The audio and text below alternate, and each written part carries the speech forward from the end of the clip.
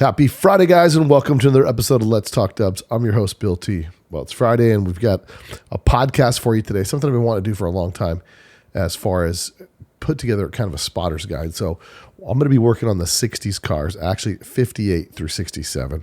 We're going to do a general spotter's guide as to how to spot that car, the difference between those cars, the most glaring differences, and some of the ways that you break those down. So we're going to break those into three groups, and I'm going to get into that a little bit. But before we get going, make sure you guys support those that support Let's Talk Dubs. VW Trends Magazine, back on the scene after a long hiatus, VWTrendsMagazine.com.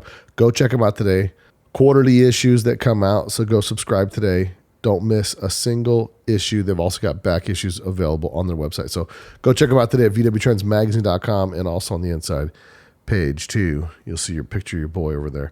Be updating the ad soon. I had Bobbledy Dobbledy do the ad for me, and we're going to be working on getting that updated here shortly. So also Ross Wolf, high quality aftermarket parts built for enthusiasts by enthusiasts. Jason and Jared over there at Ross Wolf, developing and designing high quality aftermarket parts for you guys. Enthusiasts that are doing it out of the love of the hobby. So go check them out. Lots of cool stuff today on their website. They've got specials on their pulley kits right now. So if you guys are looking for some good quality aftermarket pulleys, go check them out.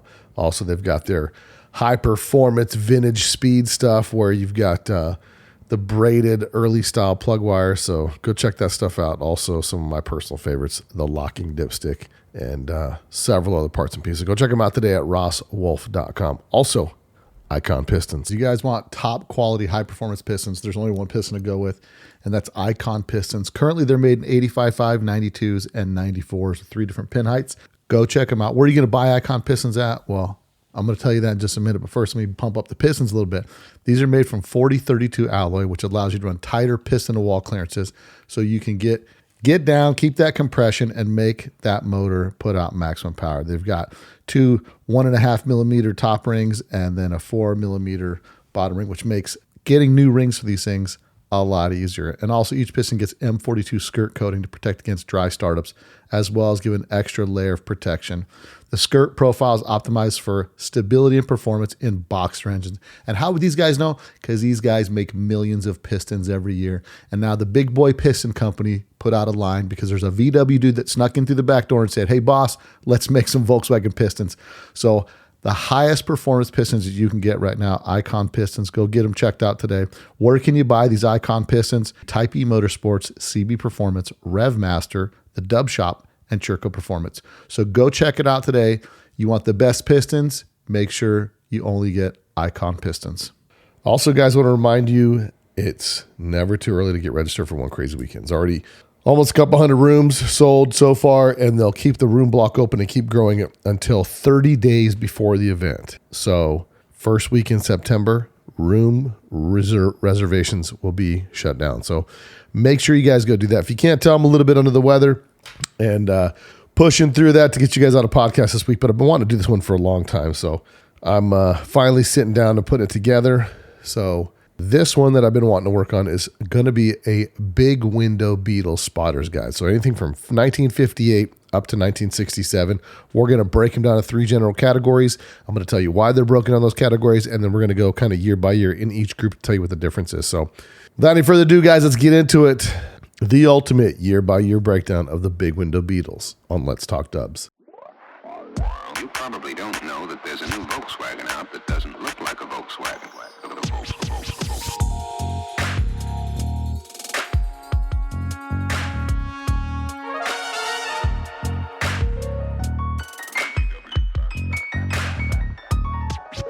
It's got everything that people who like the bug like.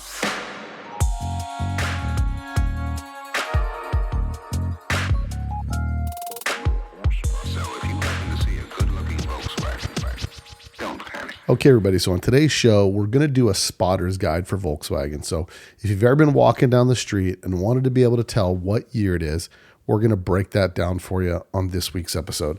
I've been wanting to do this for quite a while, and I just found the opportunity to do it today to get you guys out a podcast because I have some that are in the editing bay. They're not quite done yet. I've been a little under the weather, if you can't tell by my voice.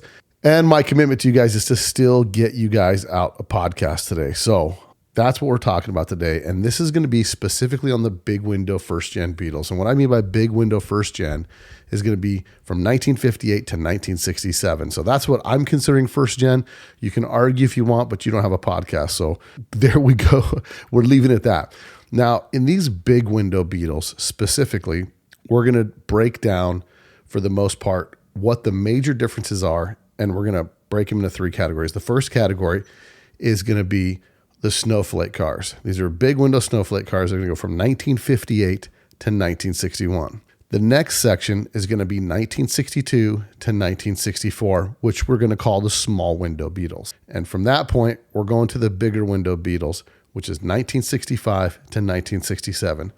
This will all make sense in the next few minutes as we break this down and go through pretty much a year-by-year breakdown in those three general categories. Now, Volkswagen started in 1958 with the large rear window. A lot of Volkswagen improvements were all done primarily for safety. As cars got bigger and heavier on the road, they wanted to increase visibility from inside and outside the vehicle. Henceforth, always increasing window sizes and always going with bigger and brighter taillights and turn signals. So that being said, the first group of these years is going to be the 1958 to the 1961 model. Now, how can you tell these cars from the street? From the street, they're going to have a large rear window, and they're also going to have the snowflake taillights, which is the same taillight the oval window has for a majority of the years. The 58 and 59 Beetle both have what they refer to as icebox door handles.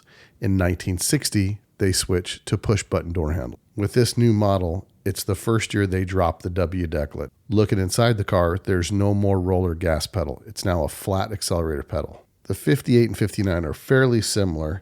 In 1960, you start to see the losing the batwing steering wheel and now going with a dish steering wheel, as well as the push-button door handles that you see up to roughly 66. Also, looking inside the car, you'll see padded sun visors. Those would indicate that it's a 60 or later. There's also a steering dampener added, as well as the front hood crest has less color than the earlier year. The 1961 model, one of the more designating differences when you look in the interior is going to be the grab handle. So now, snowflake taillights, big back window, dash grab handle is a 1961. So those are some of the ways that you can tell.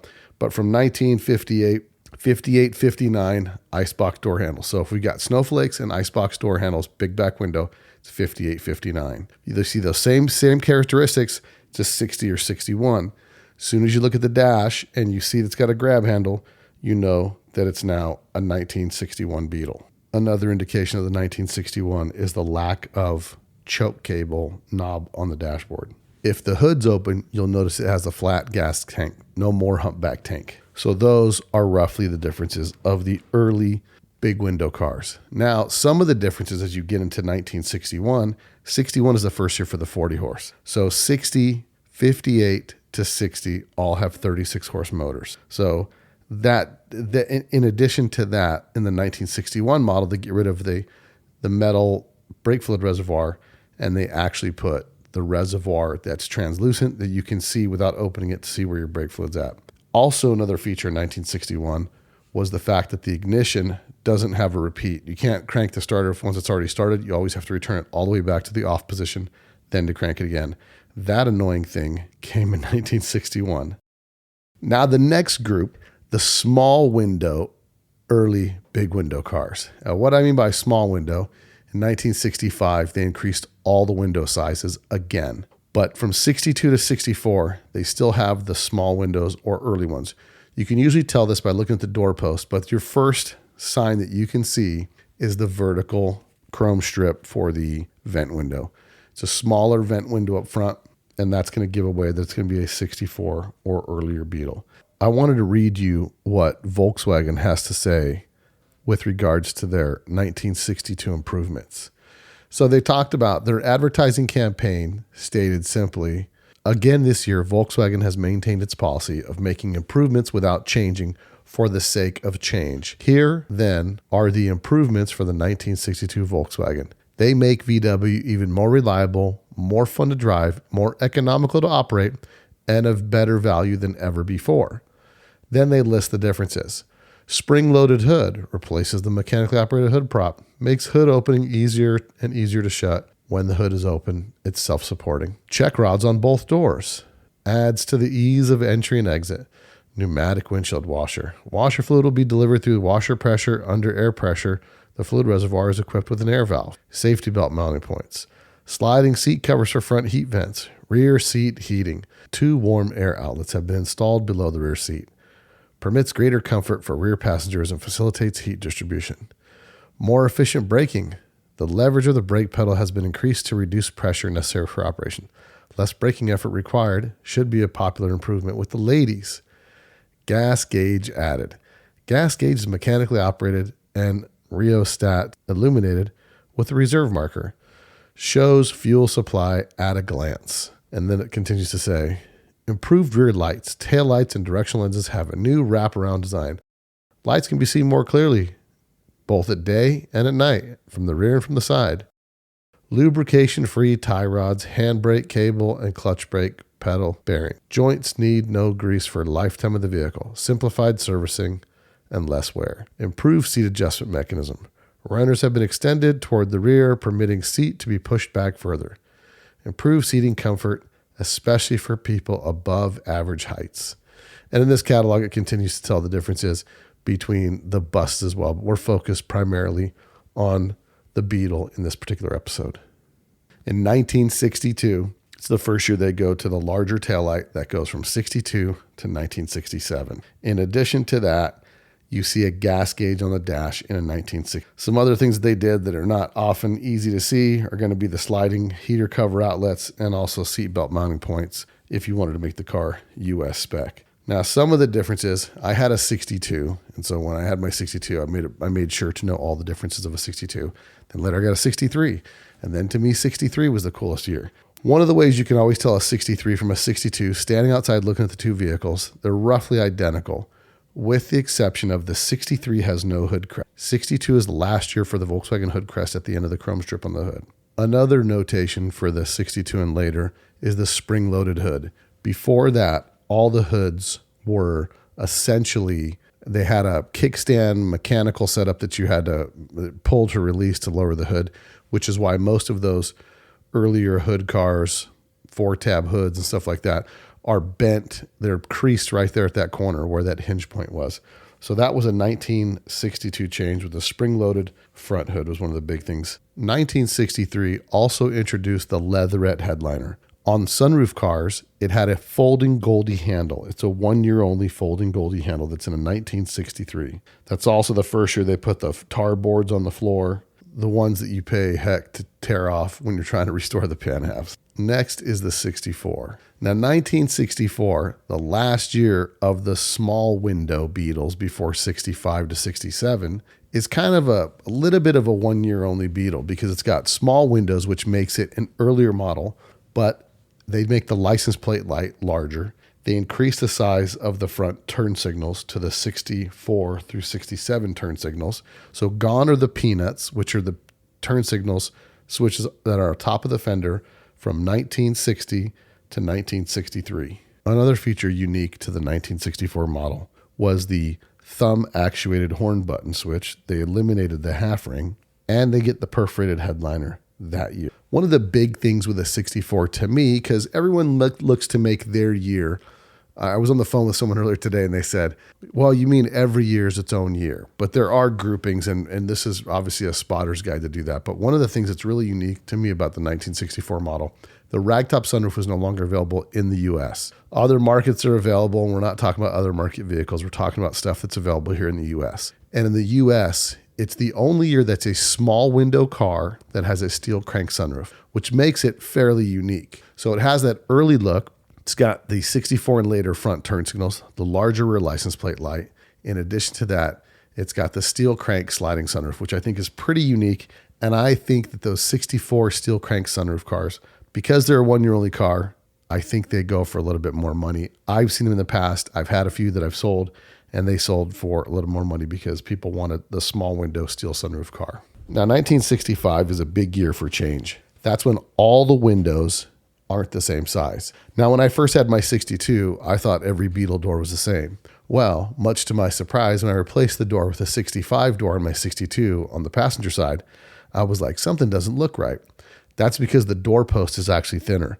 They increased all the window sizes by approximately 17%. In addition to that, some of the big differences you could tell from a 65 on the outside are really looking at the vent window. The vent window slants back. When you see that vent window slanting back, it is a 65 or later Beetle.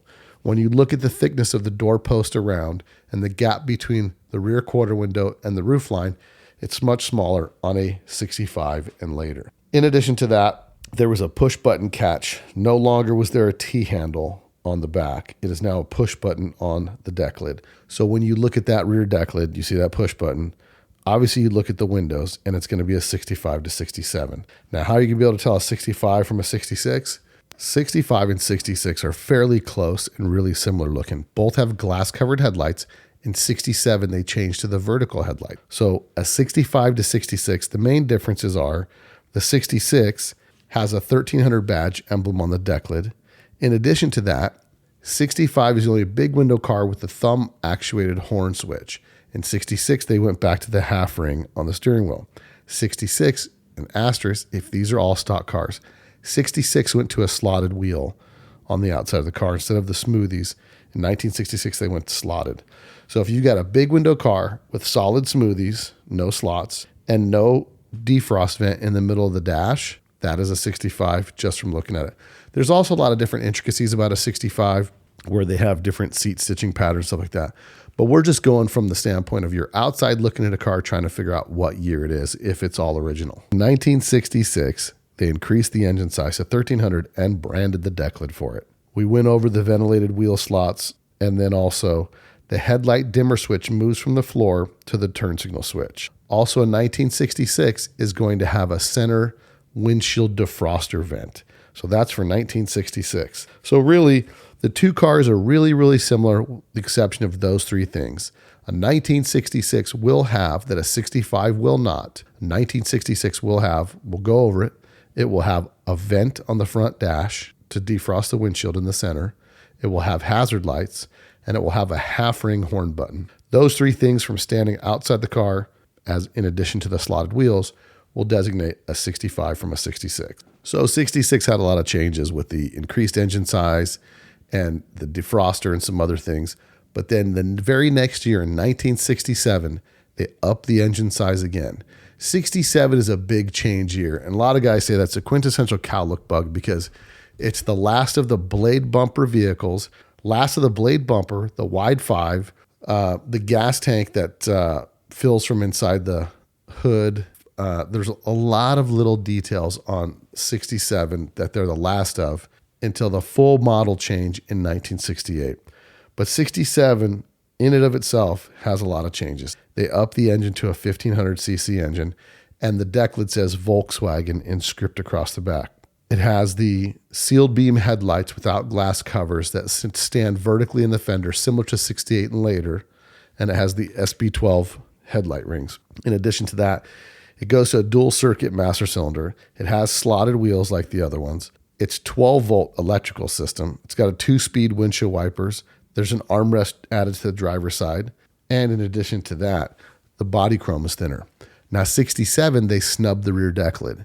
So it's no longer a pointed deck lid. And you can look at the overriders on the bumper, and they're even differently shaped. So when you look at a 67's bumper, the rear bumpers contour down at a sharper angle, and that's indicative of a 1967 Beetle. They also had backup lights, factory at that point, and the parking lights incorporated into the front turn signals. Also, lock buttons on the doors. The old style lock buttons that you would pull up and down to lock and unlock the door, because maybe it was just too hard for people to figure out how different they were from American cars by just pushing the handle forward. It also came with a different interior latch. It kind of has the pull latch inside versus the one that you pulled back. There are dozens and dozens of unique traits to the 67. All black rubber knobs on all the dash equipment. Interior pieces tend to go back to black, and a lot of black interior on 67s. There's so many differences that if you want to know all the distinct differences in a 1967, go check out our other podcast. That would be episode 161, what makes the 67 Beetle so special. And I sit down in that episode. If you haven't listened to it yet, it's fantastic. I refer to it as the Big Windows Widder. And I sit down with Dean Kirsten and Frenchie DeHoo, and we discuss the differences with two guys that are obsessed 67 Beetle owners. So check it out. I hope you guys enjoyed this. Hopefully it made sense to you. Again, I'm a little bit under the weather, and I gave you what I got this week, guys. So until next week, guys, later.